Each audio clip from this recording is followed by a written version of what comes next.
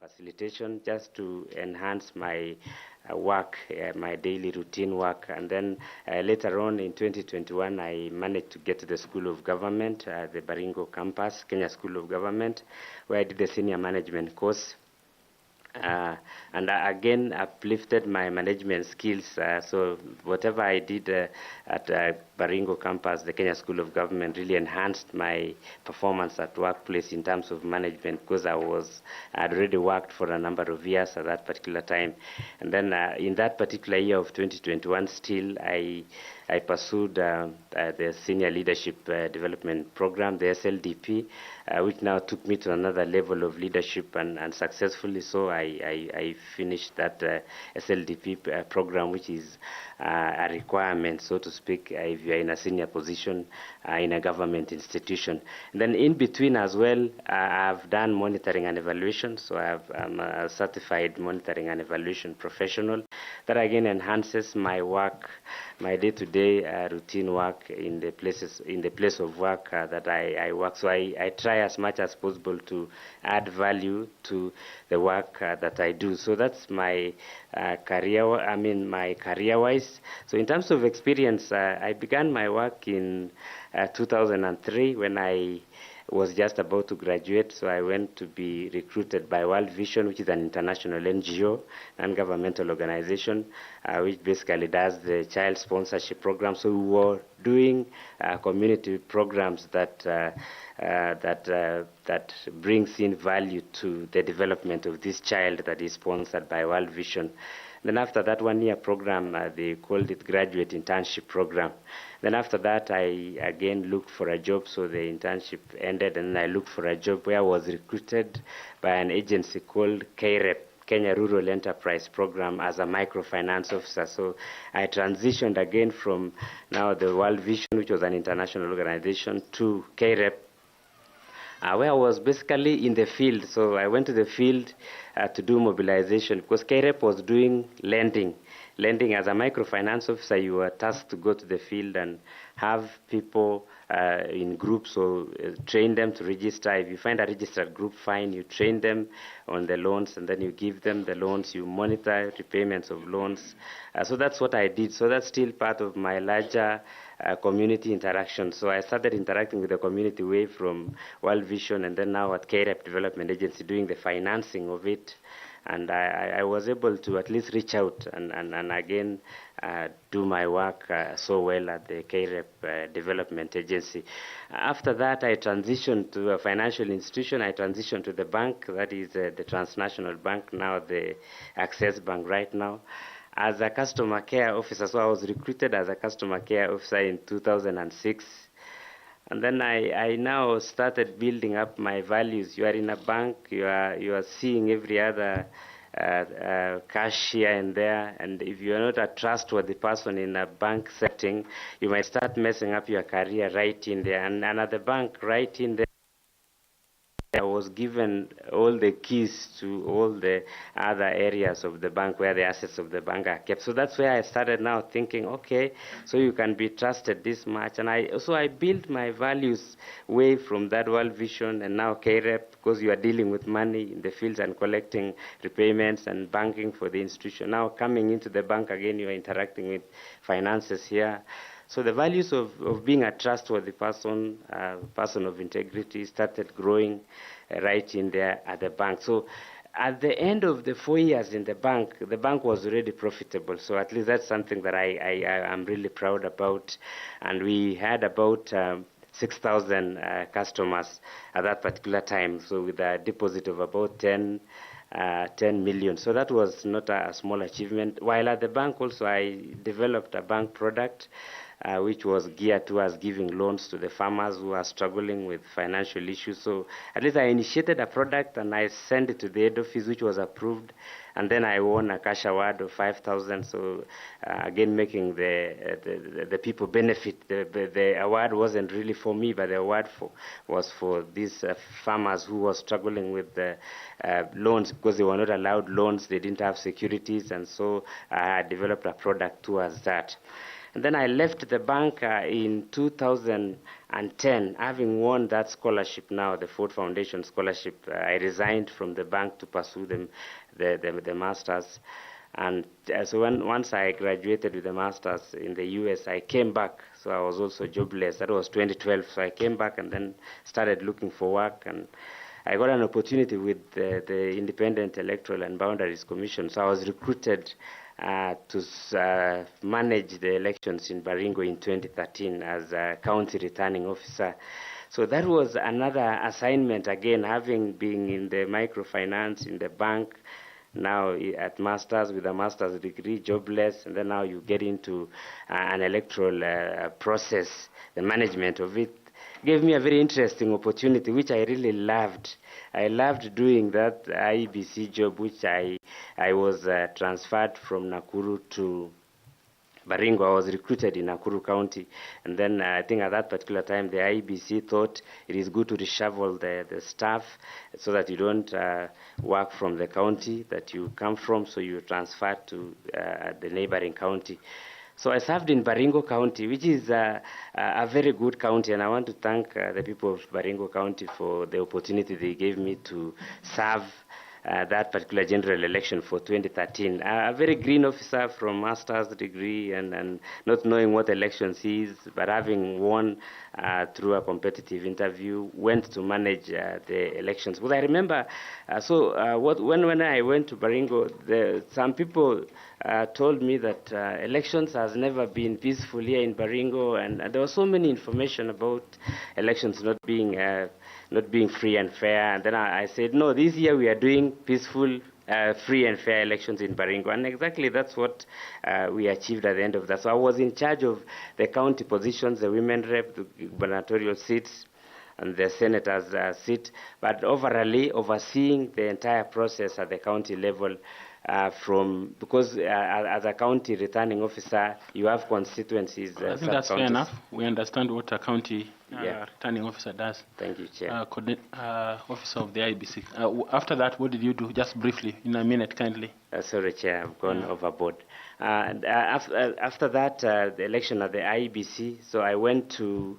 I again became jobless, and then I sought for an opportunity to work. I was applying for positions, and then I was recruited by Kericho County Assembly as a research officer. So I got an opportunity to again start off working in Kericho as a research officer, and then I grew through the ladder from the research officer all the way to the deputy clerk position that I hold right now. For the last 11 years and 3 months, I've served at the County Assembly of Kericho. So I deputize the clerk on matters of administration. Any operations at the County Assembly, I oversee all the operations. And then I ensure that work at the County Assembly is done as it is expected of by law. Thank you, Chair. So do you come from Kericho or Nakuru? Because you have mentioned two counties, both of them as home. Yeah, thank you so much. I come from Kericho County. I was brought up in Nakuru County. So I was brought up in Nakuru County because my parents passed on, and so I was brought up by grandparents who live in Nakuru County. So you're a dual citizen? Not really, Chair. Both of them is regarded home. If being brought up in Nakuru County is home, and I hail from Kericho County, they are both my homes. If we were to make a decision based on a county that you come from, which one should we give to you? No, it's Kericho County. Okay, fair enough. Thank you. Please proceed. Thank you, Chairman.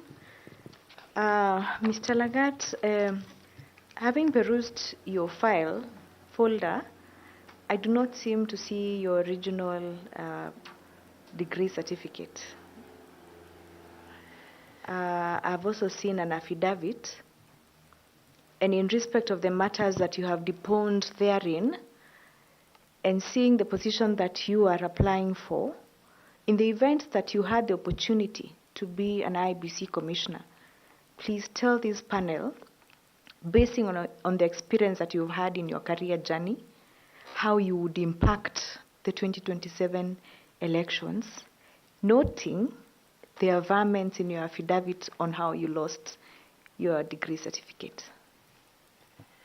Yeah, thank you so much, Vice Chair, through the Chair. That is a personal story, the way I lost my certificates, and it is good for the purposes of the information of this panel. I was working at Lunguruani, the branch of Transnational Bank. There was a problem in 2007, 2008, immediately after the elections, the post-election violence issues came up. Now, even before the post-election violence issues came up, there were issues of threats and intimidations. I was working for a financial institution that was perceived at that particular time to belong to some stakeholders. Some stakeholders in this country. Now, people started thinking we want to attack this financial institution. So we really had a very rough time trying to convince the people that this financial institution holds your money and it belongs to you. I remember personally being threatened and being called that we need the access to the bank to take away our money. And I was telling them, I can still give you the access, I have no problem. Those are my leadership dynamics that I used. It is at that point that I thought my life was at risk and my certificates were in danger. So I picked my certificates and kept in a relative's place where I thought it is safe. Now, in a relative's place, that's where all my certificates were stolen in that 2008. All of them, about 26 certificates were stolen. So I went back to the drawing board again. Because of my resilience and my hard work, I said, however much the certificates are lost, I'm not lost, I'm intelligent, I'm a young man who can still pursue more and get much more certificates. So I got it back, and then that's where I am in right now. But with respect to 2027 now, as I transition, violence is not an end to a better thing. That is something which we will preach. That is something which I will preach. If I was to be given this opportunity, I would look for ways of disseminating information to tell the people that violence is a bad thing. Violence is not good for the country of Kenya. Now, and put mechanisms and measures to ensure that there is not even a single trace of violence. Remembering again the threats I got from Baringo, I said that you are told this place has never been peaceful. You see, those threats that people give shouldn't be there in the first place. So we need to work on mechanisms to ensure that we build the credibility and disseminate information quite as much so that we have people who are thinking violence is an end to some means, we don't get there. What would you do? What measures would you put in place so that we do not have a repeat of what happened in the year 2007? Now, as you being a commissioner and looking at 2027, what will you do to ensure that violence does not occur? Well, that takes me to planning. That takes me to stakeholder management. That takes me to the role of the various key stakeholders, like the security, for instance. How well do we start planning for an election, or how well do we sensitize the people way ahead of time so that we don't have, I said, a trace.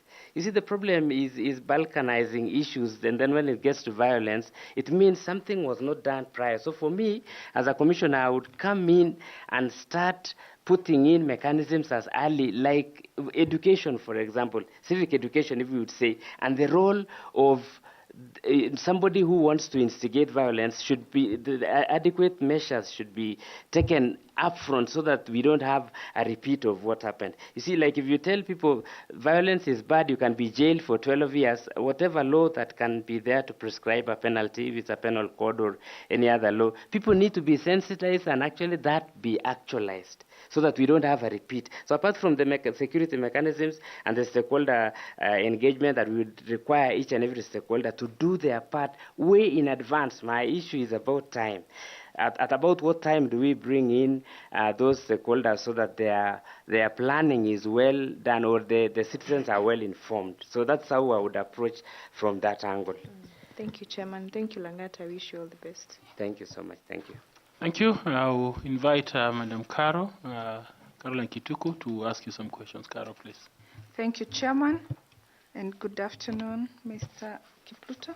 Good afternoon to you. Yes. The legal framework or the laws that govern elections in this country outline the processes on the counting, the tallying, and the transmission of results, right from the polling station. Should you become successful to be the chairperson to be the member of the IBC, what are some of those measures you would adopt to ensure that there is accuracy and transparency in the counting and tallying of results? Yeah, thank you so much, Caroline. I think those are requirements of law that needs to be achieved. So for me, in terms of counting of results, even for instance at the polling station, for me, I would start from getting the right personnel at the polling station. When IEBC is recruiting personnel, we would look into as nitty-gritties as getting the right personnel who are competent and qualified to even manage the small issues that collate to those tallies at the very simple polling station. Then in terms of a bigger picture, the system that is being used. I mean, do we have a robust system that when you log in there using your credentials, you have already registered your presence in that polling station? Is this system seamless to the end until it gets you the results at the end of it all? Then number two, I would do a lot of training, especially for the voters, again, the voter education. For you to earn that credibility, it reminds me of telling people the deliberate things that they need to do and the deliberate things that they don't need to do. If you tell someone that please the voting time is this, come queue, vote and go home, those things need to come early, because at the end of the day, that is what adds up to that accuracy. What have you done to ensure that it is that accurate? Now, the role of other stakeholders. What are other stakeholders doing to give you the validity or to give you a nod that you've done the right thing here? So we have to really mobilize ourselves early enough and train or disseminate information even to the other stakeholders, so that whatever we'll be having at the polling station all the way to the county tallying center, to the national tallying center, is what was done at the polling station. And that way, the consistency, the accountability even at the polling station will give you credibility, and you will meet the thresholds of Law, Elections Act and the Constitution. As a follow-up question on that, the requirement of the law is very clear that there must be public posting of the results at the polling station, and we must have electronic display of the results that have been transmitted. So in that, using that now as a legal requirement, what are some of those measures that can be done to enhance the realization of that requirement? Public posting of the results and electronic display of the results. Yeah, thank you so much. Thank you so much, Caroline. Yeah, I think still to enhance that the transparency and accountability. If the law requires that we post results after, it speaks to the accuracy now after counting, after the agreement with the agents, and after that exercise is done.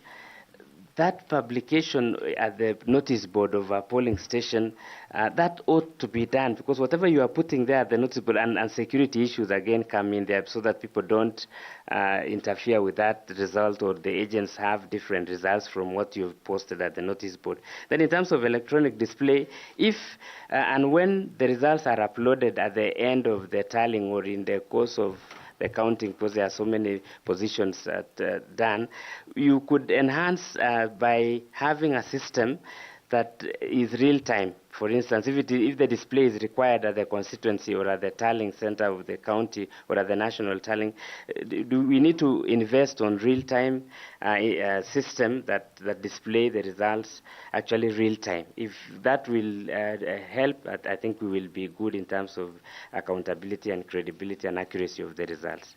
So my second question is that the same law requires that there be transmission of the results.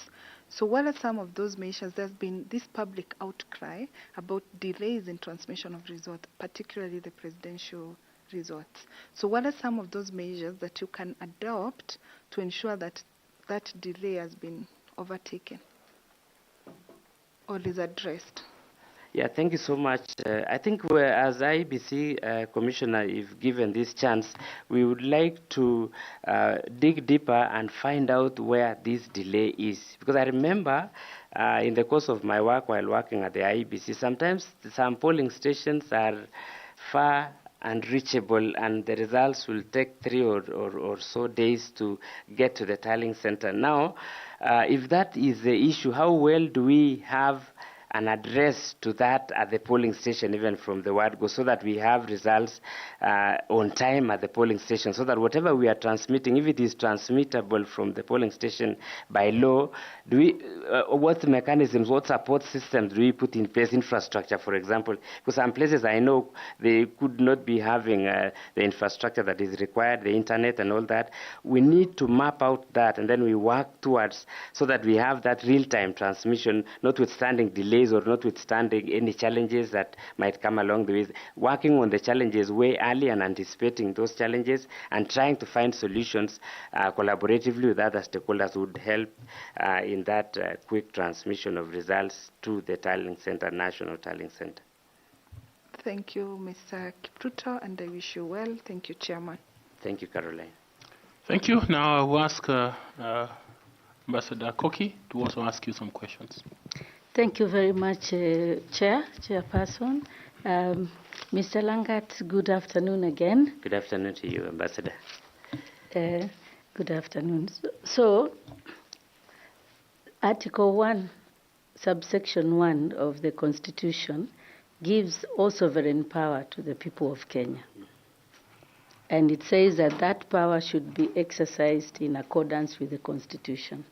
Subsection 2 of Article 1 gives us 2 instances how that sovereign power is exercised. Number 1, through direct democracy, through a referendum, for example, democratically elected person. So we know how, and you have described very well, how to conduct democratic elections. So I want to bring you to a referendum, how people exercise that power directly. Under Article 255, subsection 1, there are 10 instances where a referendum is required. I would like you to describe only 5 of these instances that require a referendum. Thank you. Yeah, thank you so much, Ambassador, for that question. Maybe number 1 to start with is a referendum is required when there is a proposal to change the law, if there is a proposal to change the Constitution. Because the Constitution is requires the threshold. If the Constitution requires the threshold for it to be changed, that is one instance, at least number 1. Number 2... Which section of the Constitution? Sorry. Which you say that it requires to change, a referendum is required to approve the change of Constitution. Yes. I agree. What I'm asking you, under Article 255, it actually names provisions, 10 provisions, which if they have to be amended, they will require a referendum. I want you to just straightforward list 5 provisions of the Constitution that if we need to amend them, we will require a referendum. Just list 5. Yeah, sorry about that, Ambassador, through the chair. So the first is a representation.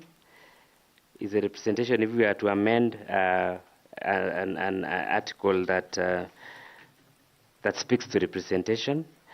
And then number 2, if we are to amend the article that speaks to the judiciary.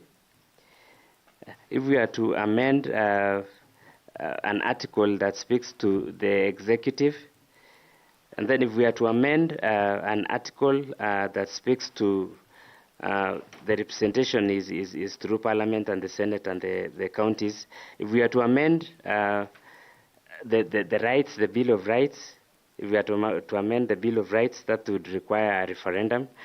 And then finally, number 5, if we are to amend, say, the independent institutions created by the Constitution, if we are to amend anything on the independent institutions, the Office of the Controller of Budget and the Office of the Auditor General would require a referendum, in my view, Ambassador. Thank you very much, Mr. Langat, and all the best. Thank you very much, Chair. Thank you. We'll go to FCP Tanui. Tanui, please. Thank you. Thank you, Chair. And Bwana Kipruta. Yes. You told us you are the Deputy Clerk Yes. in charge of administrative services Yes. at the County Assembly. Yes. Does the County Assembly have a separate budget from the executive? Thank you so much. Through the chair, we have the county budget. Therein, the County Assembly budget is in. But it's a separate vote. It's a separate vote. Who is the accounting officer? The accounting officer is the clerk. Is a clerk. Yes, sir. So who has the clerk delegated that power to? Or whom are they sharing with? Yeah, thank you so much. Through the chair, the County Assembly as structured right now, we have 2 deputies. We have 2 deputy clerks. We have one in charge of legislative and one in charge of administrative services. So by default of administration is supposed to be the administrative clerk. Deputy clerk, the deputy clerk in charge of administrative services to that. But in terms of law, I'm not sure whether that has been done because the clerk is the authorized officer of the County Assembly. Now he has to delegate through probably a delegated authority. So who has the clerk delegated to? Yeah, in our own context of Kericho, yes. The clerk has delegated to the deputy clerk in charge of legislative. Oh, legislative? Yes. Not administrative? Yes. So you don't handle any finances? So what does your work entail as a deputy clerk administrative services? So thank you so much through the chair. Now, administrative services cuts across all operation issues at the County Assembly, starting from day-to-day running of the County Assembly, transport, all employees of the County Assembly, any administrative issue dealing with the employees. I do supervision of the departments, all the departments in the County Assembly, including even those employees that are working with the MCAs. So basically my work is cross-cutting. So any operational issue, if it is liaison services, so I do a lot of liaison services. If there are communication to external stakeholders, I'm communicating to the external stakeholders. If there are stakeholders getting in for a meeting, I'm doing those stakeholders. So I coordinate public participation. I'm a public participation coordinator at the oversight level, so I oversee public participation. And then also, as a deputy clerk, I have additional roles such as I'm a contact person for the medical scheme, so I again oversee medical issues. If there is an issue with the medical service provider in terms of the insurance, so I step in. So basically, it's cross-cutting issues of operations. Basically, That's fine. That's Thank fine. Is it the ideal that he delegated it to the deputy clerk legislative instead of deputy clerk administrative services, given your cross-cutting role? Yeah, maybe at this point in time, I would clarify that through the chair. Again, the deputy clerk in charge of legislative services is a colleague who ascended to the deputy clerk's position way ahead of me, so almost 3 years ago.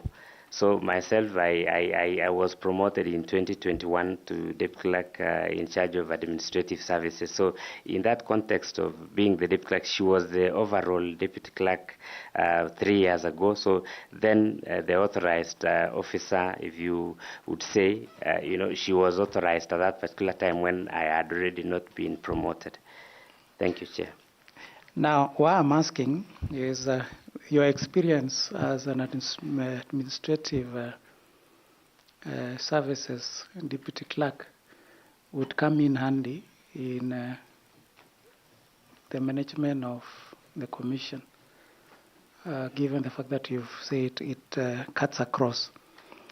So what specific skills would you apply that you've earned or learned at the county assembly that could be of value to the commission if offered an opportunity as a commissioner? Yeah, thank you so much through the chair, FCPA. I am a very hands-on person in terms of the work that I do. I'm a very good communicator, so I have good communication skills. Number two, I have very good analytical skills. So I'm a policy analyst, so to speak. So when we get the proposed legislations to the county assembly, I do the synthesis of those policies or laws from the policy perspective. Now, number three, as a deputy clerk administrative services, I have ensured that the teamwork that we have at the county assembly, we have gotten 2 unqualified audit reports in 2017-2018 financial year, and then last financial year 2023-2024 we got an unqualified report, audit report. Unqualified report simply speaks to internal controls that were put in place. So I'm part of that engine at the county assembly, though working from behind the scenes, so to speak, but we have a lot of work done behind. So analytical skills, communication skills, interpersonal skills, going by what we do at the public participation forums or engagement with the stakeholders. If I possess, now notwithstanding the financial management skills that I brought in from the bank and my interactions with the financial institutions, I can bring in that to the commission and assist the commission, coupled with my electoral management process then in 2013. So I believe I can be of good value to the commission. But you have not told us you got an unqualified report in 2022. I said, is it you talked of 2017-18, 2023-24. Okay. But in the year 2022, you got an unqualified opinion. Yeah, sorry, maybe I missed the year that. I'm sorry for that. I thought it's 2023-24. Yeah, you said actually 23. Yes. But you did not mention that in 2022, you had an unqualified report, and there were very minor things that happened. Like unsupported expenditure for hotels, outstanding interest, delay in who is in charge of construction of Speaker's house. Does it fall under your docket? Yeah, the Speaker's residence. I participated part in evaluation of subcontractors. So that's what I participated in. And then overally, later on, I was also given to be in charge of the implementing team, the implementation team. So what can you say of the fact that you also received unqualified? Are those some of the skills you can transfer to IEBC if offered an opportunity as a commissioner? Yeah, thank you so much. I submit that the internal controls really and the teamwork and following the rule of law and doing what is expected of you per department or even at individual level wholesomely collates to the achievement of the objective of the organization. You cannot do it alone. You cannot get an unqualified report alone. There's a team that you work with, and I'm grateful to the team of Kericho County Assembly and Kericho County by extension. We work as a team at the County Assembly to ensure that we have our mandate, oversight, legislation, representation, and other additional roles that we are given.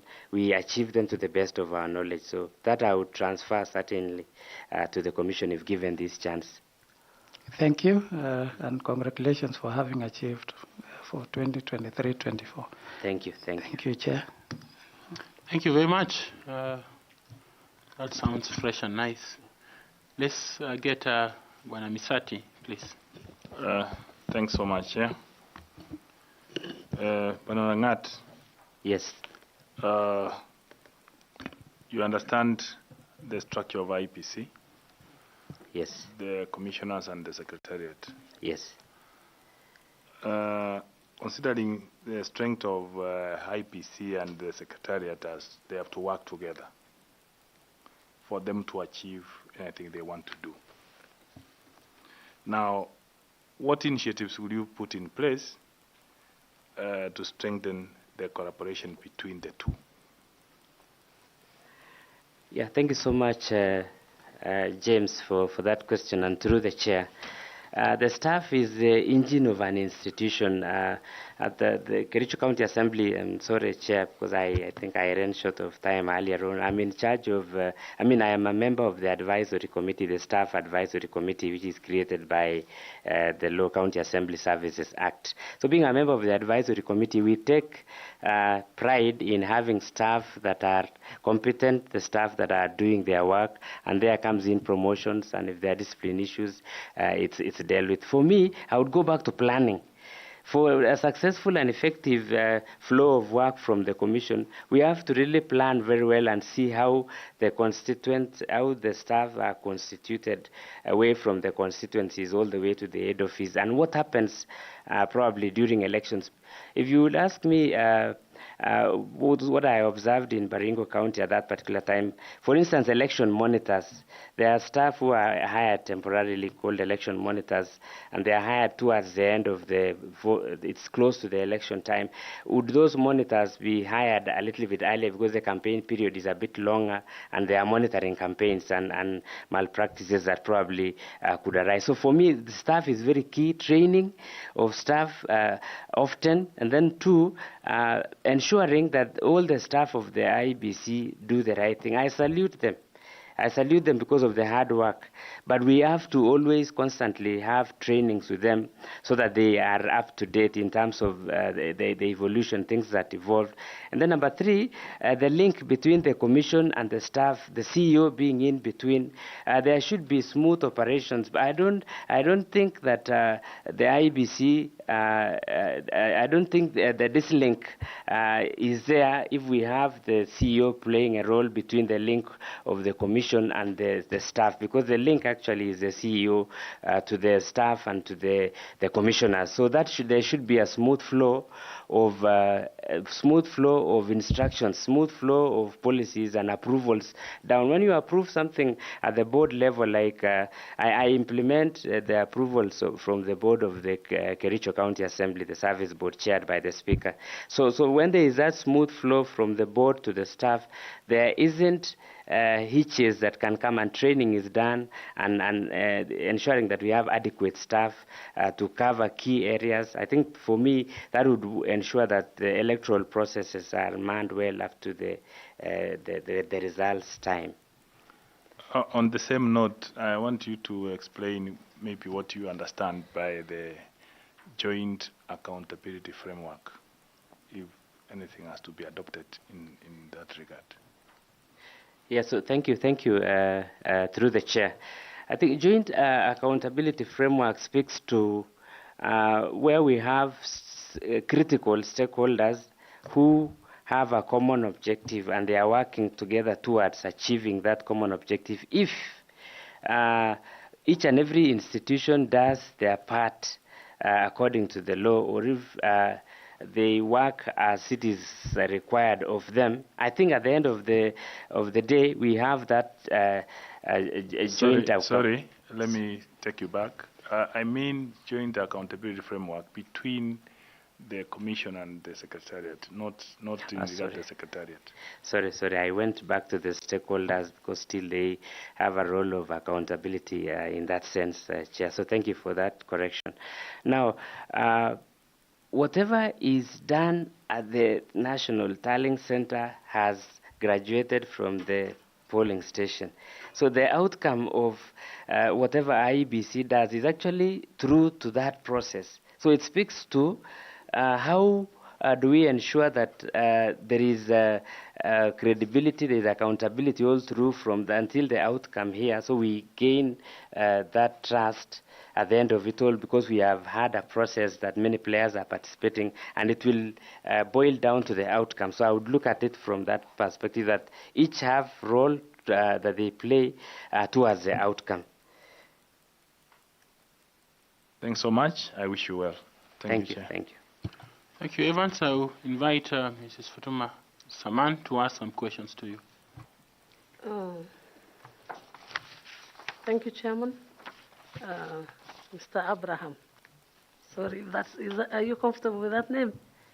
No, I'm comfortable in any of the three names through the chair. Thank you. Okay, thank you. Public participation is a mechanism of stakeholder engagement. And in public participation, there are 3 levels. There are 5 levels, but I'll give you 3 levels. One is informing, the other one is consulting, and the other one is involving. Would you please tell the panel which kind of stakeholder you will select for each? Like, who are you going to inform? Which stakeholder are you going to consult? And which stakeholder are you going to involve? Yeah, thank you so much, Fatuma, for that question. Now, the IEBC is tasked to disseminate information to the public.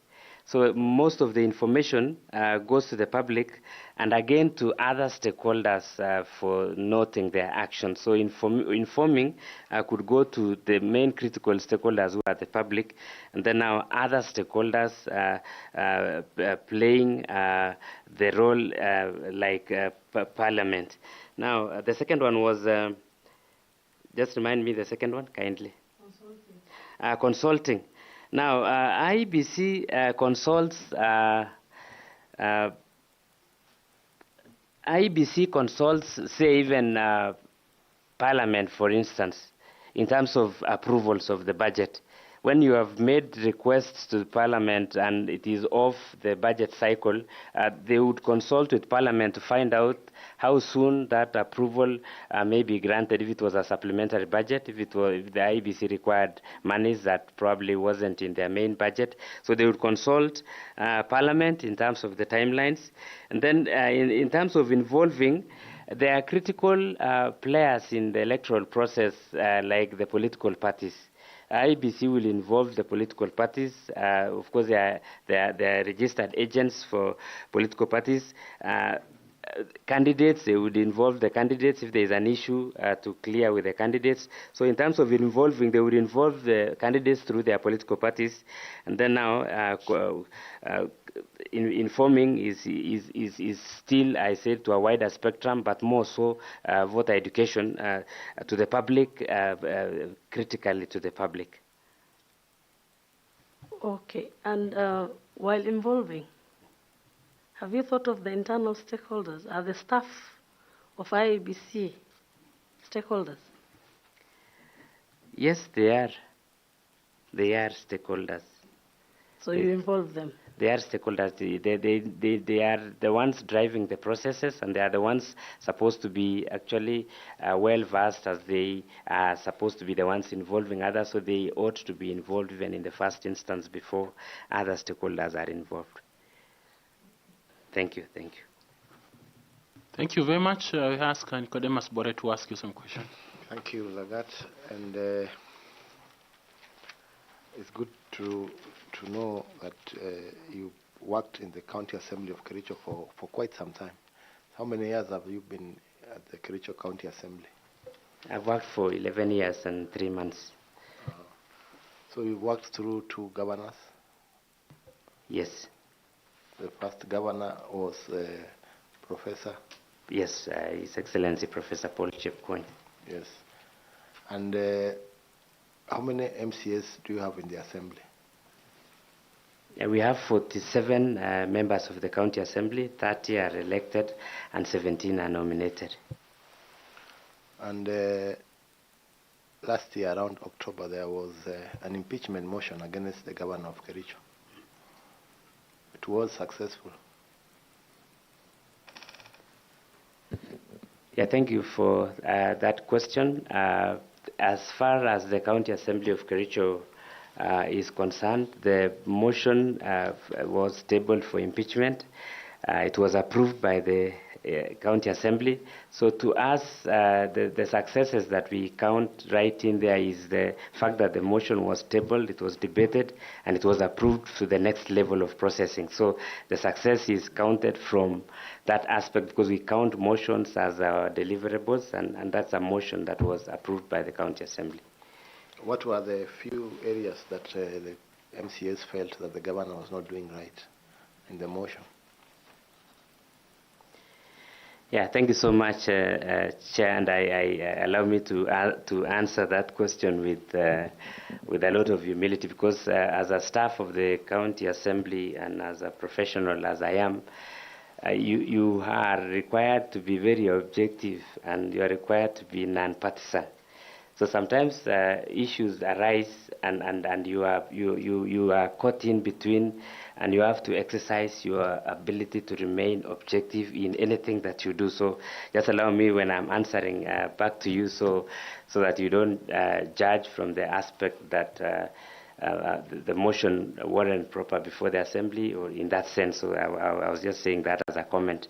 So the governor there was allegations in the motion to the effect even of probably gross misconduct, for instance. So that was one aspect. There was an issue of gross misconduct. And then number two, there was an issue of there were dismissals of staff. There were some staff who were dismissed in the county executive, and they thought probably the governor has overreached. There was a few changes here and there for staff. There was staff transfers, and the MCAs at that particular time felt that there is a lot of frustrations the staff of the executive are going through, and they thought the governor, being at the apex of the county executive, should have been the one to ensure that the staff are working comfortably through the public service management and the structures in county public service board, and ultimately the committees of the county assembly. So that's what I can remember. So as a deputy clerk of the county assembly, is there a situation at the assembly that, apart from the one that we have just mentioned, that you showed some kind of leadership? Yeah, thank you so much, Chair. On many instances and occasions, stalemates arise working in a political environment. The executive brings in documents, and as I said earlier, that we are synthesizing those documents, and they are required to be approved. So whenever there is a stalemate, for instance, of an approval of a particular document, and it reminds me of an organizational structure that was required to be approved by the county assembly through the Committee of Governance, Labor and Social Welfare. So it actually, there was a stalemate completely. The committee refused to approve that structure, and the county executive wanted to use the structure to employ or to recruit personnel. So I came in at that particular time using my analytical skills and analyzed the requirements of law when you are approving that organizational structure, and found a solution to that particular stalemate. And the report went into the floor of the House and was approved that the organizational structure be taken back to the executive. Now, another instance was on the budgeting issue. Our committee on budget for Kericho County Assembly is composed of elected members of the County Assembly. All the 30 elected MCAs are members of the budget. Now, during the budget making process, it was very difficult to do programs, because you want to harmonize all the programs for the members of the county assembly proposals from their wards. And I came in with a tool. I came in with a schedule using my monitoring and evaluation skills, as I said earlier, I'm a monitoring and evaluation specialist, designed a schedule that incorporated all the programs proposed by the wards, and that mirrors what we approve in the budget, and that there is now a smooth flow of operation at the budget committee, not as earlier because of the even composition of the membership. And we have been able to pull through very difficult circumstances. So you rise up above the occasion and you demonstrate leadership at that point, and you ensure that the smooth operations of the county assembly are restored or are done. Thank you very much. Thank you. You have talked about monitoring and evaluation twice. Yes. Is there an institute for M&E in Kenya? Yeah, thank you so much, Chair. Yeah, I think the monitoring and evaluation is placed in departments. If I would, there is no institution that... No, I'm just asking whether there's an institute in Kenya that does M&E that you're a member to. Oh, okay. I was checking through when I wanted to register for membership, so I registered for a member of the Evaluation Society of Kenya, ESK. So, and the other one was public policy, the KIPRA, Kenya Institute of Public Policy and Research, but they don't do monitoring per se directly. No, I'm a member of the Evaluation Society of Kenya. Yes. Thank you, Chair. Ibrahim. Yes, Professor. You know, as I've listened to you, I've just had skills. The national management skills, monitoring and evaluation skills, analytical skills, communication skills. Which one, amongst others, which one, if we asked you, which one do you think you'll really utilize in IEBC? The one that you feel IEBC really needs among those many skills that you have mentioned? Which one is top? Yeah, thank you so much, Professor. And through the chair, allow me to now add another skill also. So I'm not going to mention what I've mentioned, and I thank the panel for observing those skill sets. I am a person with very high coordinating skills. I'm a coordinator. I actually can coordinate events, I can coordinate national events, I can coordinate. So at this level, the reason why I applied for this position for the IEBC, I want to work at the national level. I request this panel to consider my application. I want to work at the national level. I have very good coordination skills, leave alone communication and analytical. I love coordination. If you give me 100 stakeholders, I will coordinate all of them and I'll be on the top. Thank you very much. Professor. Thank you. Thank you very much. In answer to Bore's question where he talked to you about how you have worked in Kericho for 11 years as a deputy clerk? Yes. Or in different capacities? In different capacities. And he asked you to explain the environment. And one of the things you said was that as a civil servant, you wanted with humility to answer because you deal with politicians. So you are trying to go around, what will I say that the politicians will not have an issue with it? That's what I saw you trying to navigate around. And my question is that is at the county level. And you are moving from a secretariat role to a commissioner/policy oversight role. And this national that you want, the political pressure is even more. It's even more.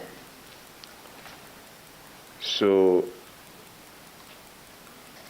I believe you have those coordination skills, but the pressure will not be on how well you are communicating. Coordinating. The pressure will be on, can you do? what we want you to do. And yet we want a commissioner who is independent, who acts with impartiality, who follows the law, who adheres to the regulations. Is there one skill set that you want to add us that would address that? Yeah, thank you so much. Through the chair and Prof, the request I made to, I'm not defending myself in any way. The request I made to him wasn't with regards to the skill set that I possess. I've worked at the board of governors in a technical and vocational training institution. That's why I was saying earlier on that I didn't get enough time probably to say much. So I've worked at the board level. So I'm at that policy level making. Now, I'm a person of integrity to the extent that I can tell somebody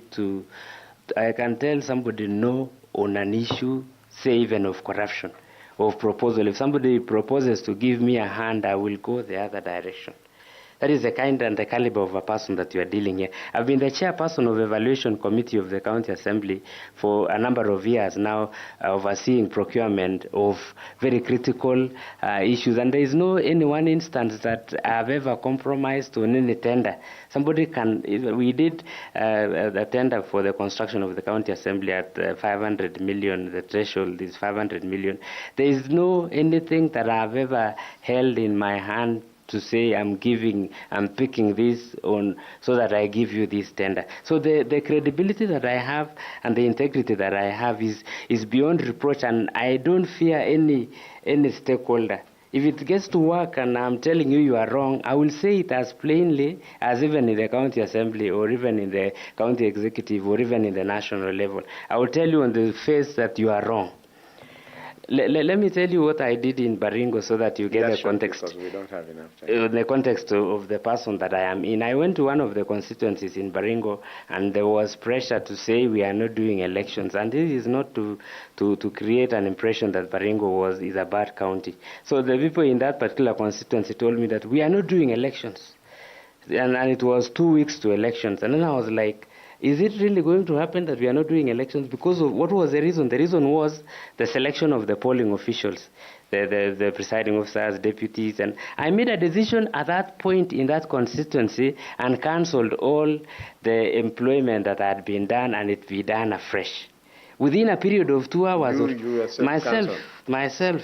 Because I wanted to avert a problem that I was seeing. People have said there is no election going to happen. Because of what reason? There was bias in recruitment of the presiding officers. And so I addressed that issue then, and the elections went on very well. In fact, they came later on thanking me to say, you are the best officer we've ever had in terms of problem-solving issues. So I don't fear solving a problem, and I come in handy as a critical thinker and address any issue and on anyone with due respect, and I have all the respect. So you are living to your baptismal name in both the Bible and the Quran.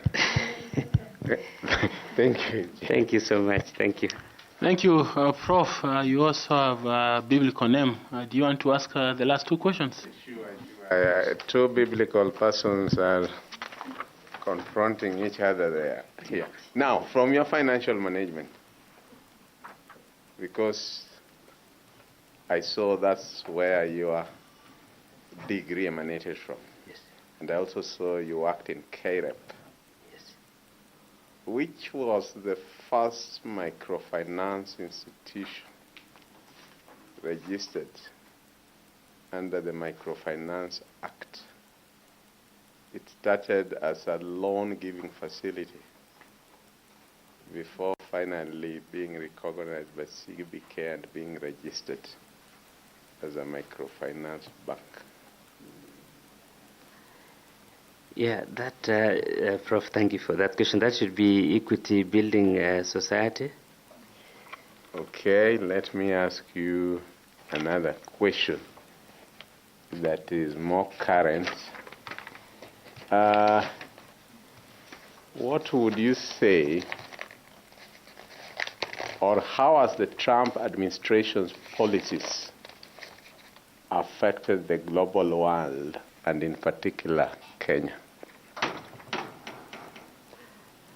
Yeah, thank you so much, Professor, for that question. And through the chair, the administration for the President of the United States, Donald Trump, came in with a lot of sanctions to stop aid in most countries, and Kenya included, and most of the aid is towards health, and healthcare is critical component in those particular countries. So with policies to say no aid, and programs are running, and it's halfway the programs, we have had a lot of cry on joblessness and the threats of closure of those programs, for instance. And thank you. Okay, thank you, Chair. Thank you. Thank you. Thank you very much, Mr. Abraham. What a pleasure it has been to talk to you, to listen to you. Thank you for coming and for educating us in many ways. Allow me to give you time to ask a question or make a comment, whatever that you like to do, with 1 minute, please. Thank you so much, Chair. I appreciate the opportunity to be here. I don't take it for granted among the many applicants who did that. I also want to wish the panel well as they proceed on for these other interviews that are upcoming. I want to thank the colleagues who came with me here and the county government employees in general, and my family who are watching for their support. So I thank you, and I hope and pray that I get a favorable result from this panel and grant me an opportunity to serve Kenya, because I want to serve this nation with a lot of zeal and a lot of commitment. Thank you so much. Do you want to send greetings to your family that is watching? I wouldn't mind. I wouldn't mind, Chair. I can say hi to my family, Bevelyn, and my children, Brendan and Brielle and Blessing, whatever they are watching me. May God bless you. Thank you. Thank you very much. Thank you very much. Please remember to pick your certificates. Thanks. Thank you. Thank you very much. Thank you. Thank you, Chair.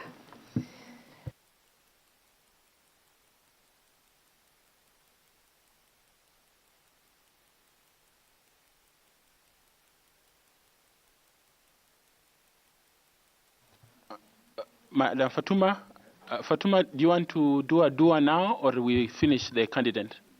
It's 4 o'clock. Yes. 1 hour. You can pray at 5. Okay. Please bring in the next candidate. Thanks.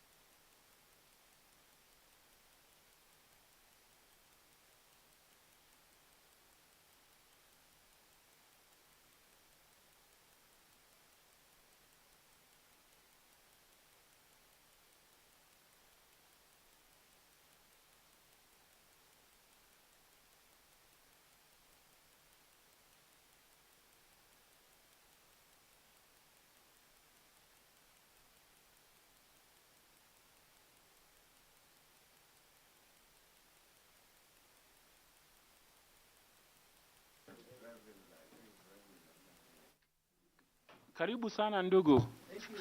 Tafadhali keti.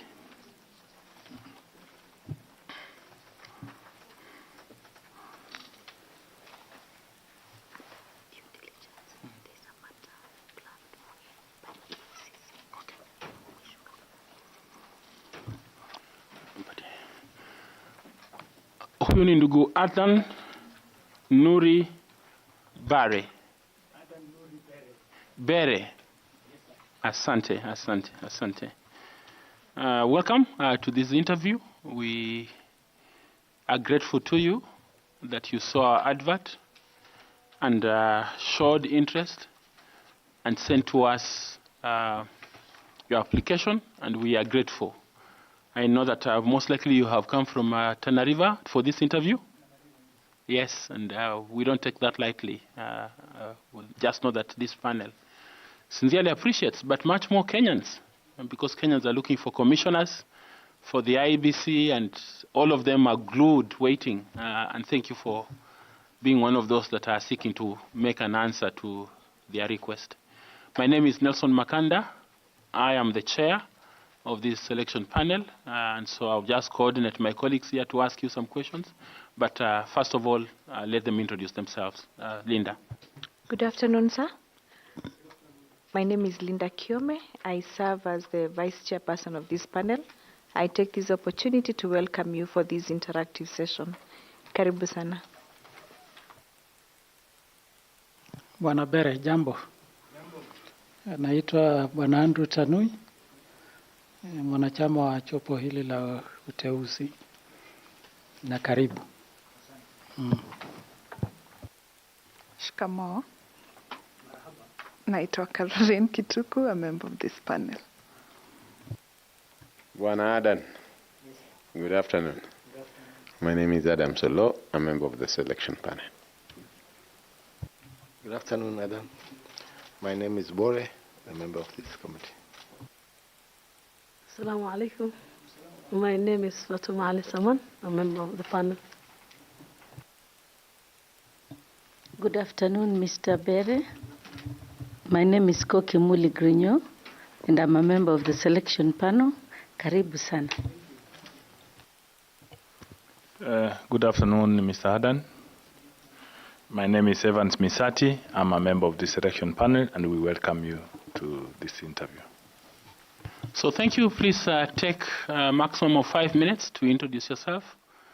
Give us a brief profile of yourself and why you think this job is suitable for you. Thank you very much. Thank you, Chair. My name is Adan Nur. As you indicated, I'm from Tana River County, Coast Region.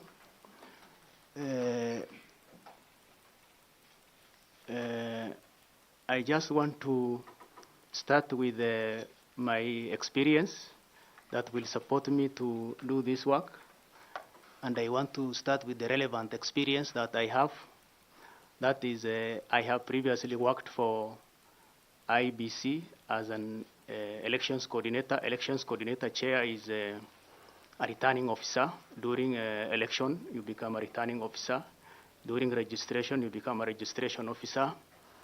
And any other time, you remain to be an elections coordinator. So I worked for IEBC for 4 years.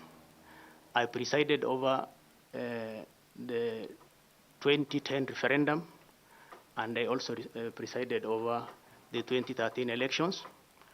I was a returning officer in one of the constituencies in Lamu, Lamu East constituency, and I worked there for 4 years. I understand all the roles of the technical aspect of elections. I have gone through all the processes of election, the election cycle, the pre-election, the election, and the post-election activities. I know all those activities. And that is the technical aspect of election, where you conduct election, you register voters, you educate the public on the voting processes. You also become a trainer because of the virtue of being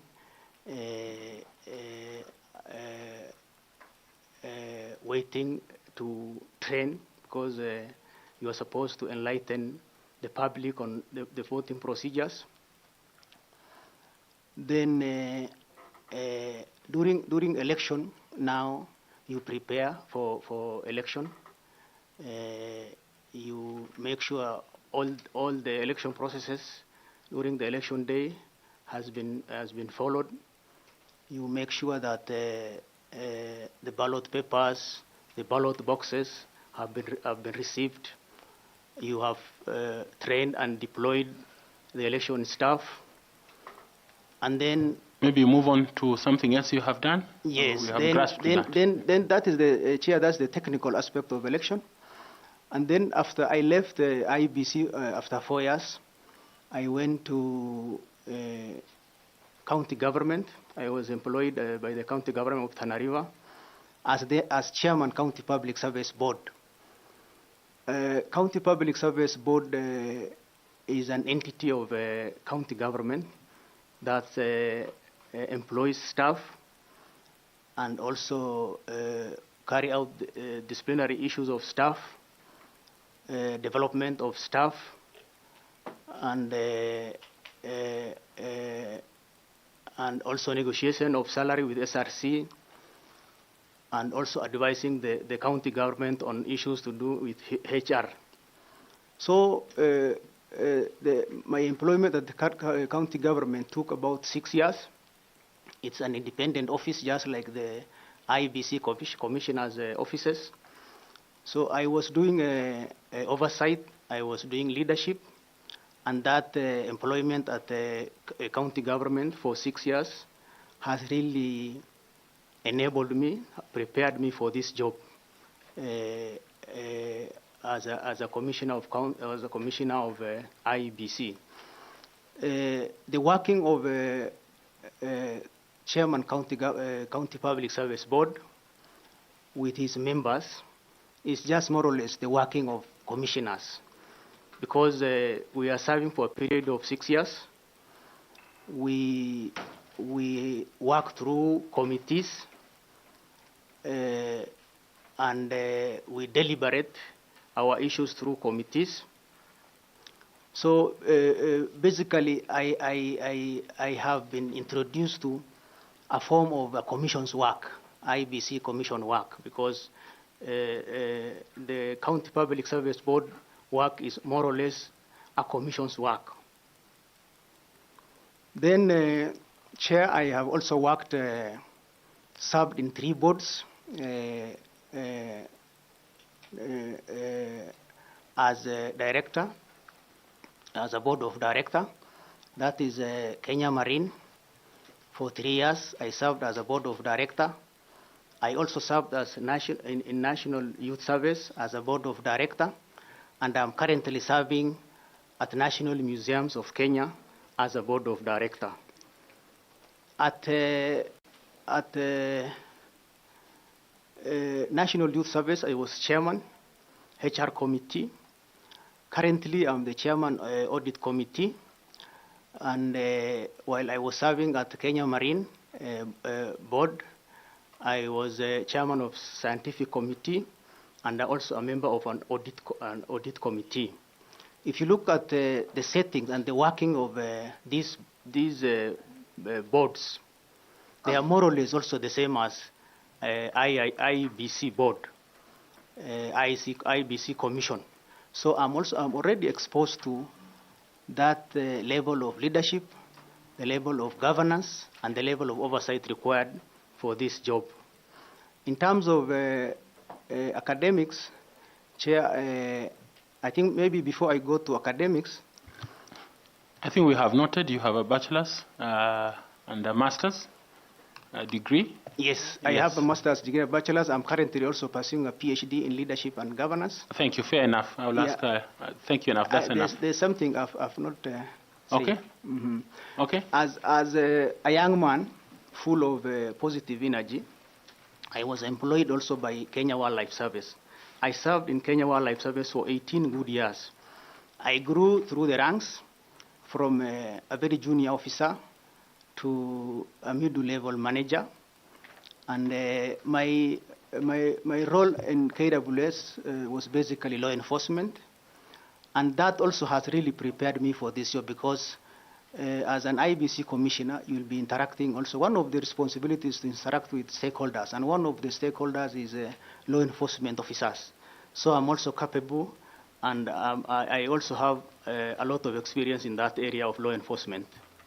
Thank you. So you are an officer. I want to ask the Vice Chair to ask you some questions kindly. Thank you very much, Chairman. In your career journey, throughout the years that you have rose Yes. to the status where you are today, Yes. can you give an experience, one of your experiences to this panel, where your leadership skills were tested, tried and tested, and you came out strongly? Thank you, Chair.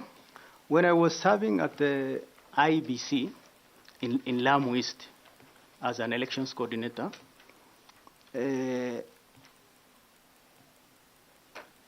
we have very special and extremely marginalized committee in Lamu East who live in Boni Forest.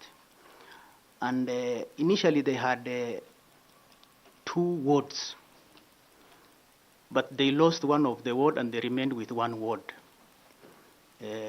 So because of their small population, they were almost losing even that 1 ward they had. But I took an initiative with my colleagues. I didn't want to, because they're extremely marginal. They are community of special interest. They are very few. So part of Lamu is this? Lamu East. Lamu East. Okay. Yes.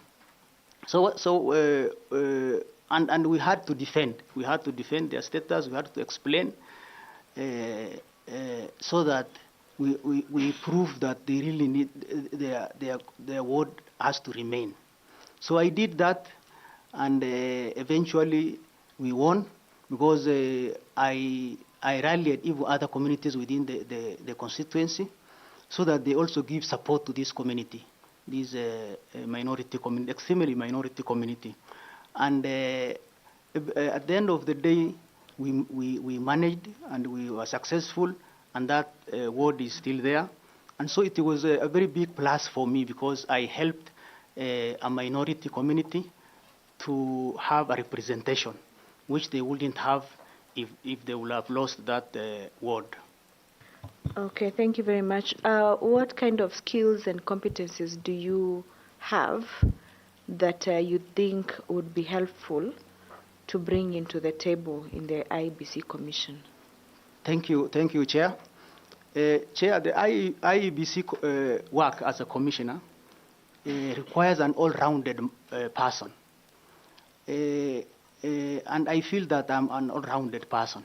If you look at my employment history and even my papers, I'm generally an all-rounded person. When you are an IEBC commissioner, you need to know an element of HR. While I was serving at the county government, I was basically an HR person at that high level, as a commission level. Because what we do as a county public service board is basically HR. Our work is more or less that of public service commission. Another one, please. Move on to another one. So I have that skill of human resource. Then I also have a skill on audit, because I've been in audit committees for several times. Then I also told you I also worked as a law enforcement officer, so I'm also good also in that. Then governance also, and leadership. I have experience in governance and also in leadership. So I'll bring to IEBC those kind of skills. Thank you, Chair. Okay, I'd like to ask Madam Caro to take over from there. Thank you, Chair, and welcome once more, Mr. Belhem. What are some of the constitutional principles that guide IBC when undertaking boundaries delimitation? Constitutional principles.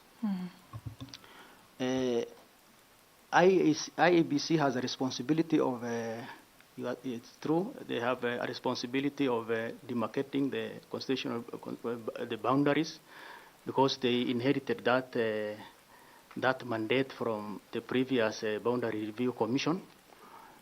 So one of the principles is that you have to look at the geography of the place. You also need to consider the community of interest. the population of the people in that area.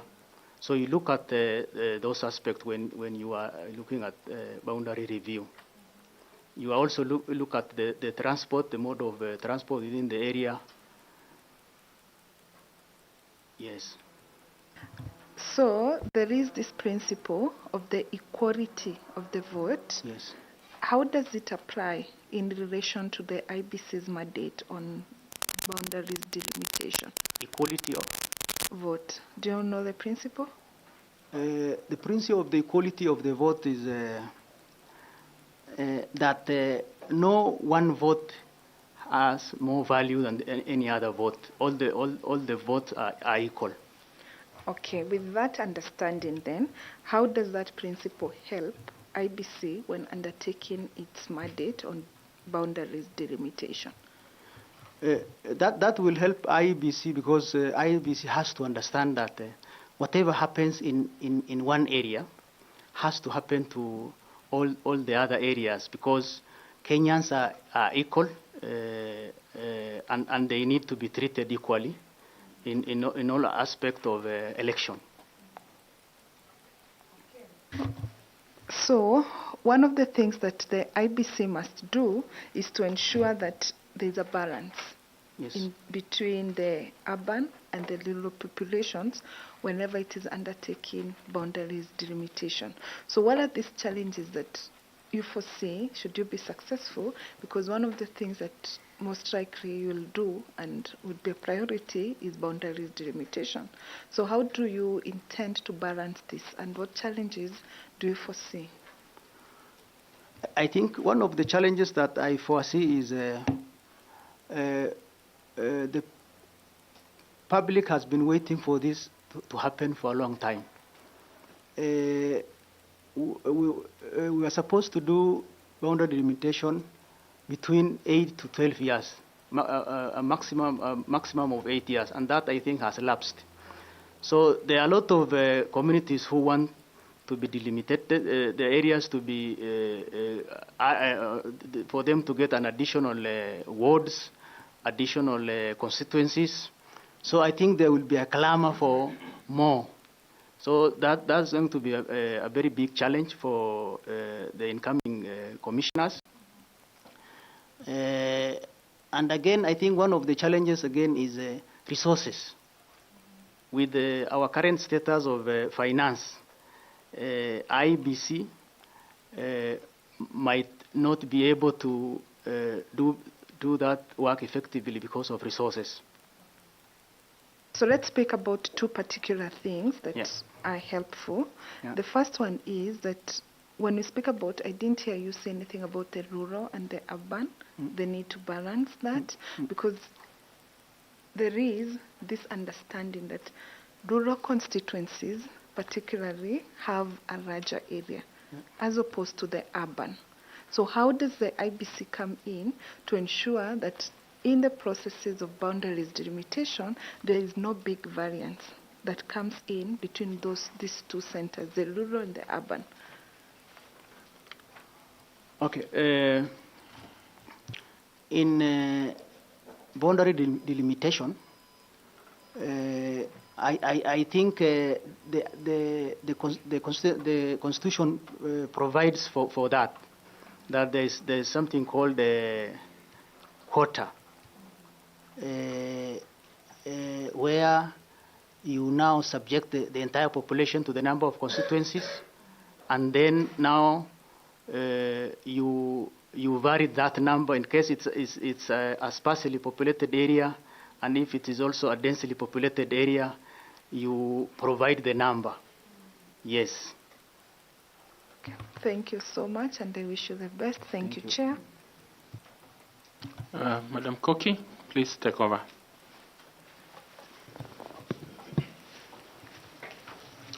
Thank you very much, Chair. Mr. Bere, I will ask you some very quick questions, and I would like to request you that you be specific and brief to the point. Okay. You have told us that you have worked for IEBC for 4 years. 4 years, yes. Therefore, you are familiar with the electoral cycle. Sure. So post-election phase of assessment of the electoral process is done immediately after elections. Let's say that you are lucky and you are offered this position as a Commissioner Iebc member. Yeah. You will be required to conduct a post-election review. So this I would like you to tell the members here and those who are watching you from home, first what it entails, what a post-election review entails, and why most importantly, why are these reviews done? Thank you, Chair. I think the post-election review is done. First of all, I want to say that post-election review is very important because it reminds or it tells IEBC what it has achieved and where it has gone wrong. So it's taken as a corrective measure so that they can put in place if there is something which did not go right. They put a corrective measure. For example, in an area where the legal aspect did not go very well, they can review that particular legal aspect that did not go well. So it is basically taking a stock of what has happened in view of making a correction and in view of enabling the staff to be trained more on other election activities. It is also a period where you also continue with further voter education, because it is also preceded. Voter education immediately continues after election.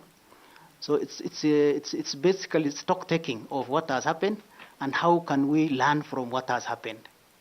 Thank you very much. I am satisfied with that answer. There are very many indicators of that assessment. Sure.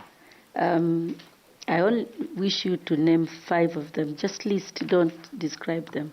Just list 1, 2, 3. You have already named one. 5 indicators of post-election evaluation. One of the indicators is that the election was transparent, that you have realized that the election was transparent, and there was it will lead you to discover that there was accountability in the electoral process. It will also enable you to interact well also with the other stakeholders for them to give you feedback. So it also gives you some feedback from the stakeholders. It enables you to analyze the risks and also provide some mitigation measures. Thank you very much, Mr. Bere, and good luck moving forward. Thank you, Mr. Chair. Thank you, Koki. I ask FCPA Tanui to ask you some questions. Thank you. Bwana Bere. Yes, sir. I can see from your CV that you've been a board member from 2013 yes. to almost 2022. Huh? Yes. And even now I'm a board member. Even now? Yes. Which organization? National Museums of Kenya. Oh, National Museum of Kenya. Yes. So you're actually ongoing from 2013? Yes. What is the secret behind those appointments? The secret of... being appointed, being lucky that you can serve such number of boards. So far I've served fully in 2 boards, and I'm currently serving in the 3rd board. I don't know really the secret, but I always get those appointments because 2 of the boards, I got them when I was not in full-time employment. And I think I'm one of the potential people in my county. So people does realize that this man does not really need to stay idle. So I get those people who want to harness my experience. Yeah. So there are people definitely who look at you and they say, this is somebody we can put somewhere, he can serve. Yes. So can the same people then say, this is somebody whom we can work with, now we can send him to IEBC? Of course. Confront him to IEBC. Sure.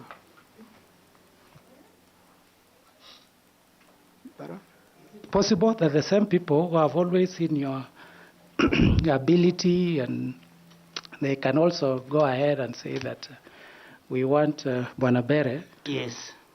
Is it possible? I think it's not really possible because those people who will take me to IBC is this panel. It's not any other people. If you give it to me, then I'll be very happy, because that's why I'm here. But I don't think if there is any other entity that can give me this job other than this entity. Why I'm asking that question is IBC Sure. is a referee. Yes. And I believe there are people who have fronted you or recommended you. Actually, you've said that there are people who have seen your ability and they have said this man cannot stay at home. So when you go back and you are serving, at least you always look back and you say, if it wasn't for so-and-so, I would not be in this position. So how will that, assuming you get this position, how will that influence your ability to offer independent and professional service as a member of the IBC Commission? Thank you very much, Chair, for that question. I think I have the understanding that I'm supposed to work for IBC, and I'm supposed to be an independent arbiter. I think I don't have any political affiliation. I don't belong to any political party. I'm just a civil servant who has been all along offering a service as a civil servant. And in fact, for that case, a very sincere civil servant. I don't belong to any formation outside there. And I know I've worked with IBC before. I know what is required from an IBC employee, be it a commissioner, be it the secretariat. So I don't come with any intention of any intention of any malpractice. I just come as a sincere Kenyan citizen who wants to serve and who wants to impress Wanjiku, not any other person. Now, in the recent past, and I think even as we are talking now, there have been a push to legislate on conflict of interest. Sure. Why would the country, as a way of fighting corruption? Sure. So why is there a need to legislate on conflict of interest? There is a need because if you are found that you did something which was proven that it amounts to a conflict of interest, then you have to be taken through the court of law, and there must be a legislation to support that. So how does legislating on conflict of interest help in the governance of an institution, and maybe in this case an institution like IEBC? It is going to be a reference point for anybody who will be working for that kind of institution, that this particular item has been legislated, and if you do anything against this legislation, this will be the penalty. So you will know, just like any other offenses that this is an offense. Okay, what is conflict of interest? Conflict of interest is a situation where, as an employee, for example, you are a director of an institution, and then there is maybe there is a tender going on, and then you have an interest, and you are also a part of the organization. You have an interest, and you have not declared that interest, and then that thing is now legislated in your favor or given to you. So, and yet you have not declared that interest. So that's a conflict of interest. It also occurs even in the areas of employment. Okay, in your course of duty, Yes. have you encountered any conflict of interest? Yes, of course. When I was working for county government, we have encountered those elements of conflict of interest. I'm talking of Adan Nur Bere. Yes. As a person, have Yes. you encountered? Yes, I've encountered a conflict of interest. Did you declare it? Not personally me as Adan Nur Bere, but as an institution. Which institution was this? That's the county government of Tana River. The county government. So, county government is big. County Public Service Board of Tana River. County Public Service Board. So, what was the conflict specifically? The conflict is in the areas of employment, and there were some advertisements which were made, and then there was two of our board members who had one had his wife, and one also himself did the interview. Yes, but they both declared a conflict of interest, and we didn't even participate in the recruitment. Some other parties went ahead with the recruitment. And then one of the losers now went to Public Service Commission, and the IEBC. They reported, but we did the case, and then we were vindicated. I thought you were given a caution. Yes. So is a caution being vindicated? A caution, you have not been taken to the court of law. If it was a very serious issue, it would have been taken to the court of law. But there was no serious evidence, so they said we should just give you a caution. Thank you, Chair. Who gave you the caution? IBC, EACC. The Ethics and Anti-Corruption Commission. Yes. They gave it to the county service board members or to you? To members. To all the members. To all the members? Yes. Okay. This is ESCC saying the Commission investigated allegations of irregular recruitment of an Assistant Director Sports. At the County Government of Tana River, investigations established that the board failed to declare a conflict of interest in the deliberations, the shortlisting, and appointment of candidate who was a member of the board during the period of deliberations on the recruitment. And a caution was issued to Adan Nur Bere, who was the chairperson of Tana River County Public Service Board. Yes, they were given to the addressing to each member of the board. Okay, Tanwi, are you through? Yeah, okay, thank you. Misati, please.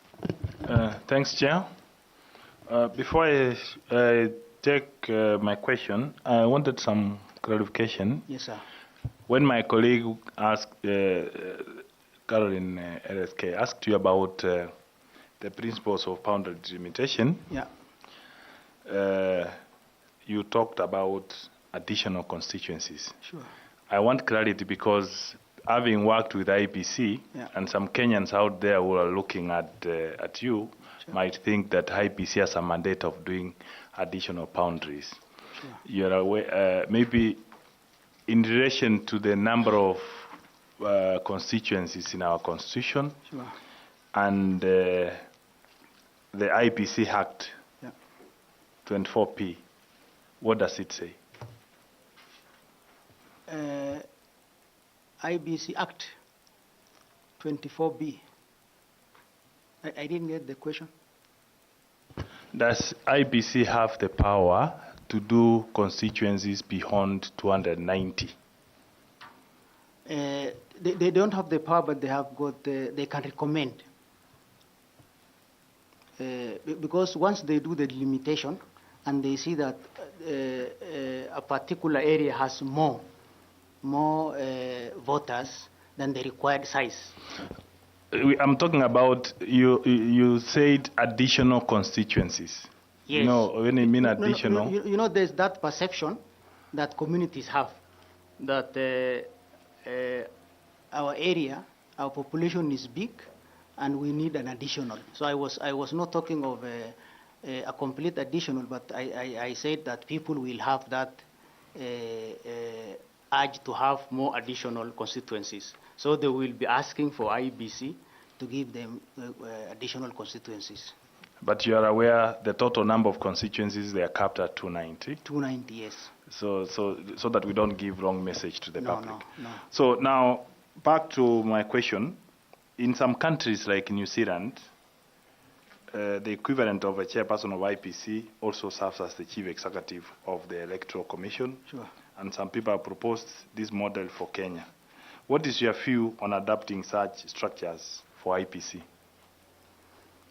I think for IBC, you know some countries, their democracy is highly grown. I think we are still very young as a country in terms of democracy.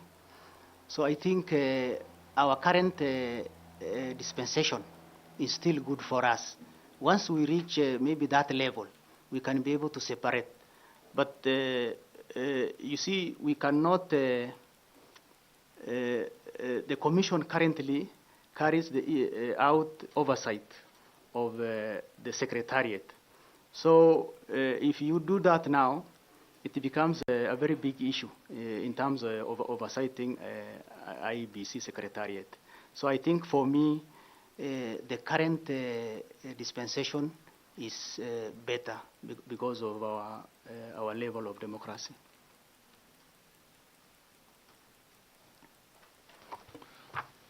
So how do we address the issues which have been disturbing us, particularly the issues of procurement in IPC?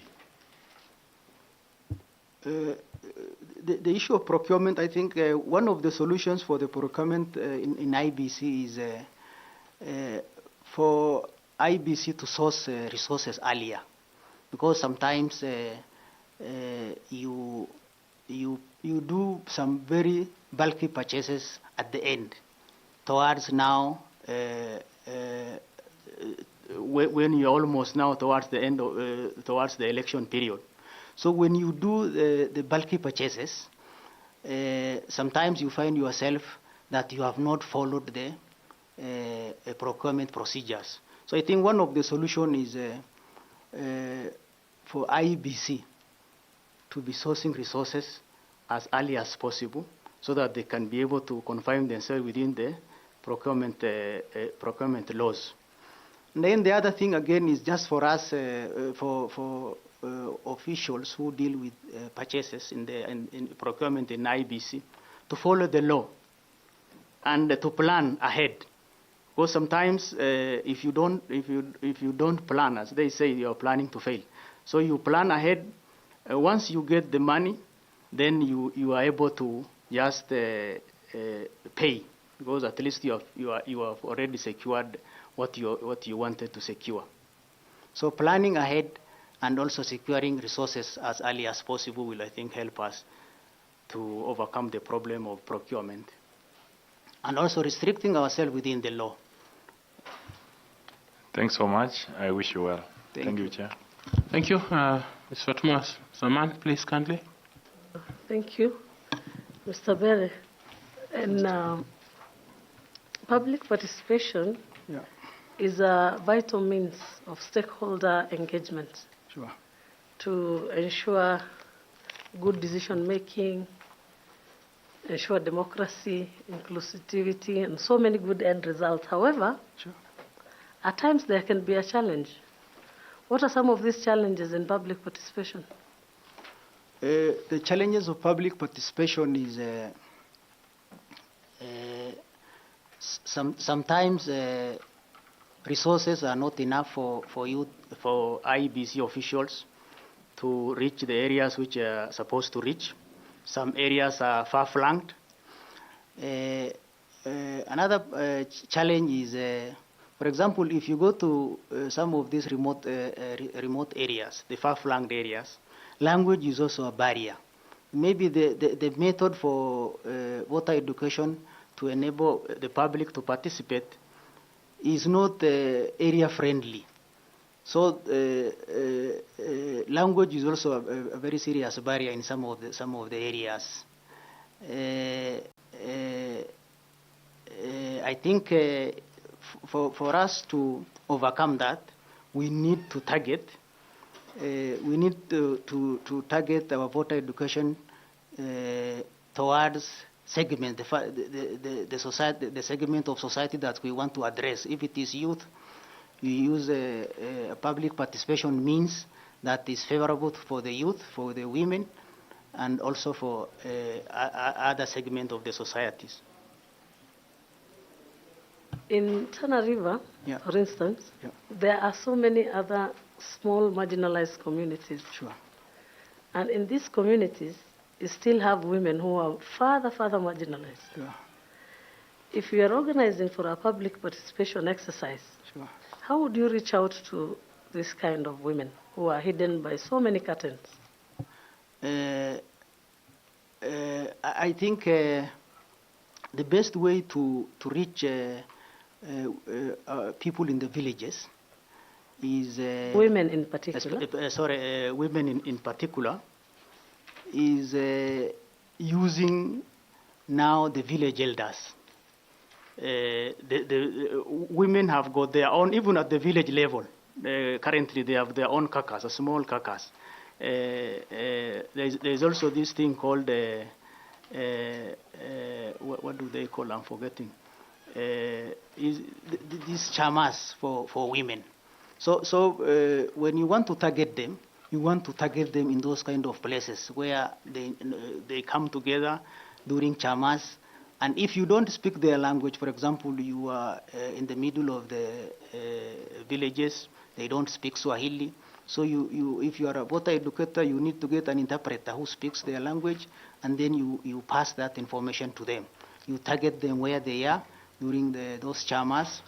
For example, in my community, we still have people who now move from one place to the other in search of pasture. Those kind of women, sometimes it's very difficult for voter educators to reach them. But we have got the Ministry of Education, which has got mobile education. They have got teachers who normally move with them. So as a IEBC, we can also borrow that and follow, because you can be able to ask the chief, where are these people? And then you gather women together, and then you'll be able to pass that information to them. And you have to also ask for permission from the husbands, because sometimes they have to also tell the husband that I'm going for this kind of gathering. If you don't, then they can also be denied access. I was worried when you mentioned elders, because do these women really speak in front of elders or in front of men? That's why I said you gather them separately. You can't, because they cannot express themselves freely, and that's the culture.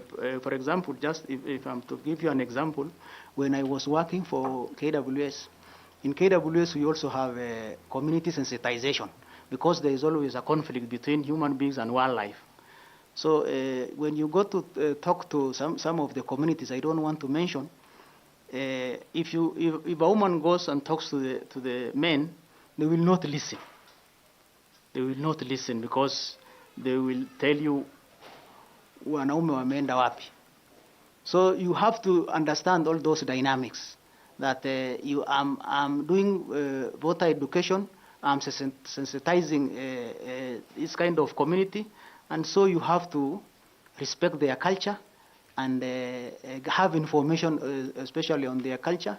So if it is, for example, my own community, you have to ask for permission from the men, and when they give you permission, you gather the women, and you also have to have an interpreter. A best interpreter for women is another woman. So, and through that, you are able to pass the information that you want to pass. So there is always that kind of dynamics. Thank you. So basically, you create safe spaces for women. Sure.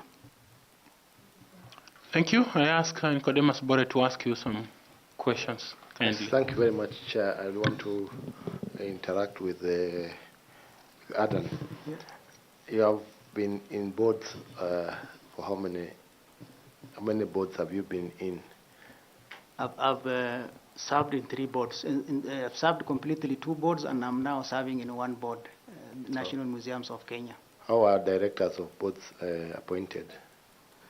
Directors of boards are appointed by the appointing authorities. The appointing authority for the members is the minister, and for the chairman is the president. Is there one you have been a chair? Not really. But I've been a chair of the County Public Service Board. So in the first board, you served under which ministry?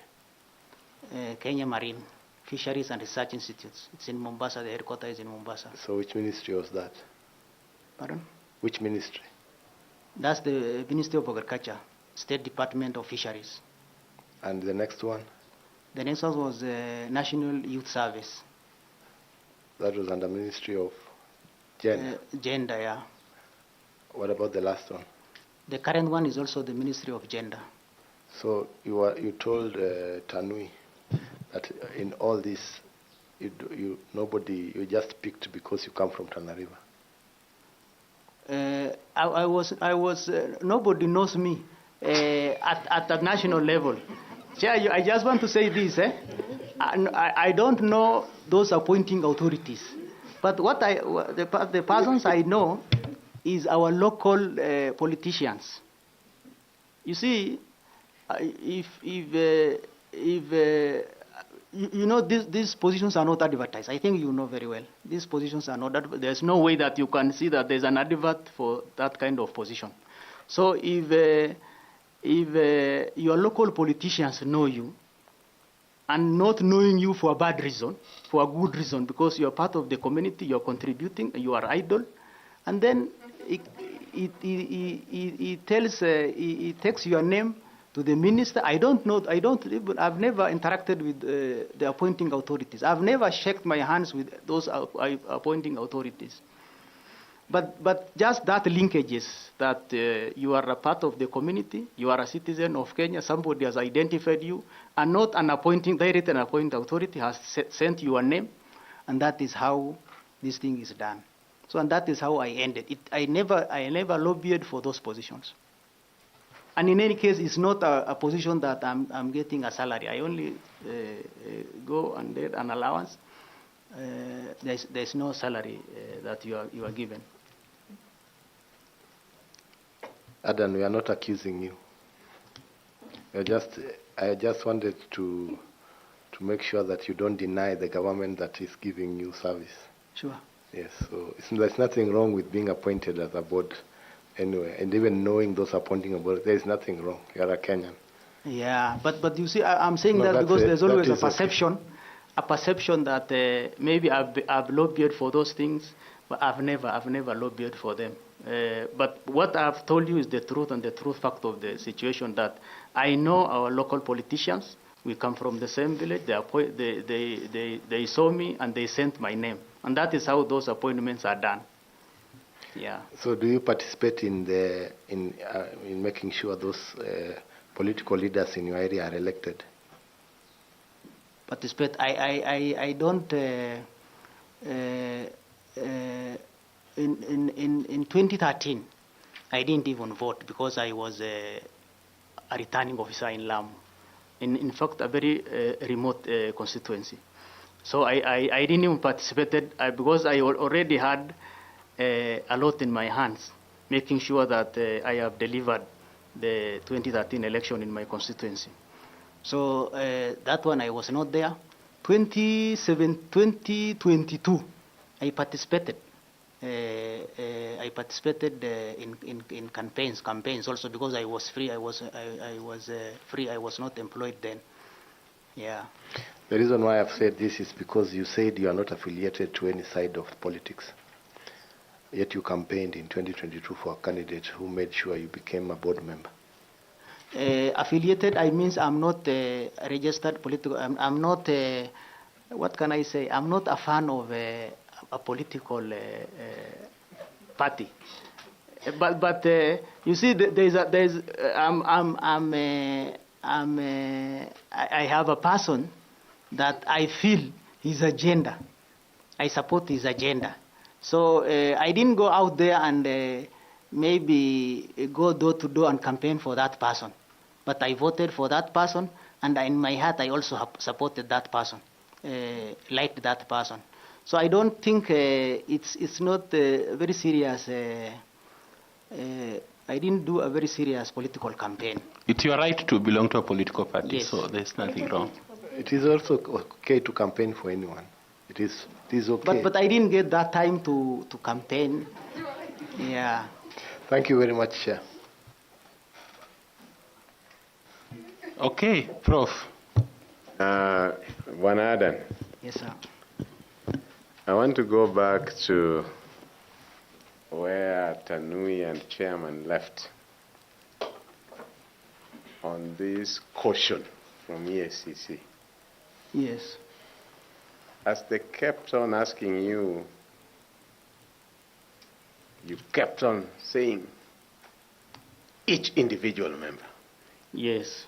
You wanted it like this blame, we are taking it together. That's what you wanted the selection panel to understand, that this was a shared blame. That's what you wanted. Not really. I wanted to, because we were accused together as a board, and we went to EAC to record the statement together as a board. Mm-hmm. And when these cautions were supplied, they were supplied to each member of the board, including the chairman. So I just wanted that, but I was not really emphasizing that let it be a collective problem. Yeah. Thank you. I am in this election panel, but I have a chair. Yes. He takes the blows for us. Sure. Even when we are sued, he sued as chair, then as we are brought as interested parties. Sure. This caution, you are the chairman. You are the one leading in conducting that interview. And I believe that when a meeting is held, there's usually an agenda called conflict of interest. Sure. What did your members say when you reached that agenda to ask for conflict of interest, according to your minutes of that meeting? The members declared interest. And again, the most important... After they declared, you still allowed them to them to proceed in the meeting? In fact, we didn't do even the interviews. The interviews were done by other entities. And you see, sometimes the scenarios we work in some of these communities is very different. For example, that lady I was talking about, the husband, yes, he's a member of our board. She had an A-. She had a degree in tourism because the position was in the areas of tourism, hospitality. During the interview, she got number 1. And she was the only person in that community who has that kind of grade. Does it change the rules and regulations? No, it doesn't change. But you see, we have also played our role, because personally, in my heart, I didn't feel that what EACC did was right, because we explained ourselves, and because there was nothing so serious. Instead of even taking us to court so that we can explain ourselves further, they give a caution. But as an HR person who has done HR for 6 years, I didn't even find it correct for me to be given a caution by an institution like EACC. Because a caution is an internal reprimand. For example, I can be given a caution by my employer. You see? Thank you. So I was not satisfied, but again... What remedy did you take if you are not satisfied? I didn't take any remedy, because you see, sometimes you are at home, you don't have resources to go to court to accuse the government. So I didn't want it to do, but I didn't feel that was correct, because this was the tail end of our term. Okay. When we were almost finishing our term at the county government. But we explained to them those circumstances, how we've gotten your communication. My last question. The Constitution requires selfless service based solely on the public interest and the declaration of any personal interest that may conflict with public duties. Can you discuss an instance where you identified a potential conflict of interest in your work? How did you address it to maintain integrity? Come again. You read when I was still talking. You started reading when I was still talking. Okay, I'll read again. Sure. The Constitution requires selfless service based solely on the public interest and the declaration of any personal interest that may conflict with public duties. Can you discuss an instance, if there is any, where you identified a potential conflict of interest in your work? How did you address it to maintain integrity? I think one of those instances is the one we have just talked about, and I don't remember any other serious incidences where I found myself in a conflict of interest. I've worked in the 3 boards I've talked about. I've worked in Kenya Wildlife Service for 18 years. I don't remember any other case other than this one incident. Yeah. Professor, you usually have 2 questions. Yes. Yeah. Adan. Yes, sir. You've worked for so many years. Sure. In the Kenya Wildlife Service. I served for 18 years for Kenya Wildlife Service. You also have a degree. Yes. In that area. Yes, a degree in wildlife management.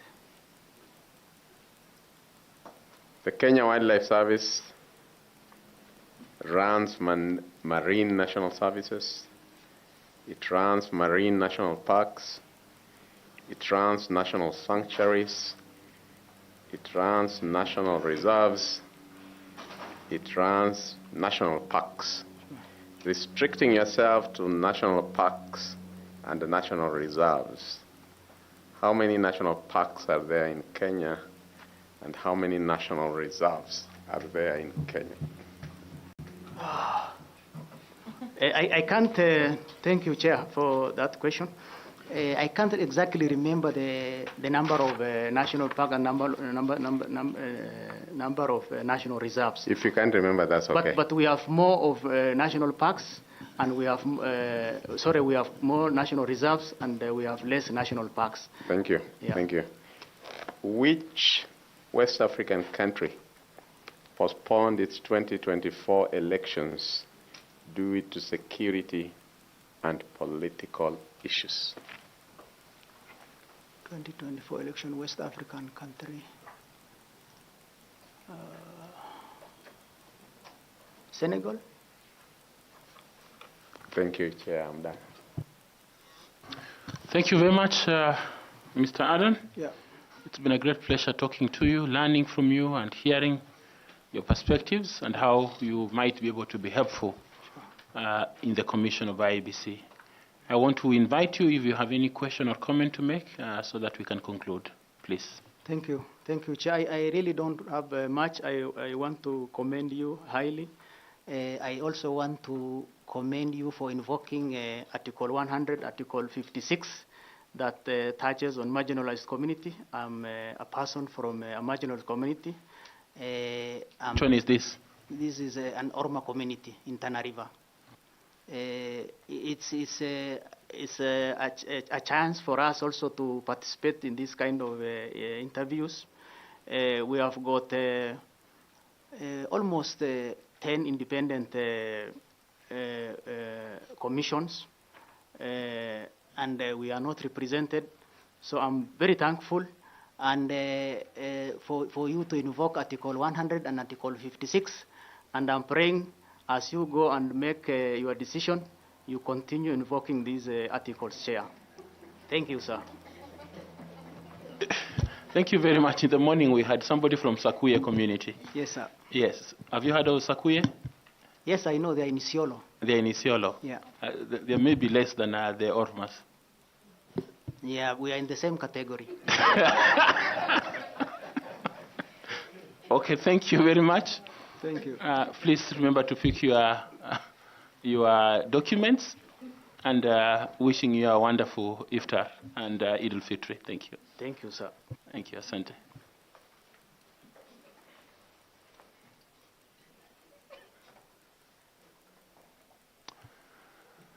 Thank you, friends from Fourth Estate and the media. We want to thank you for today, for the airtime, for your time and everything else you have done, even helping our friend to send greetings to his daughters. Thank you very much. We will see you tomorrow at 8:30 sharp again. Thank you very much.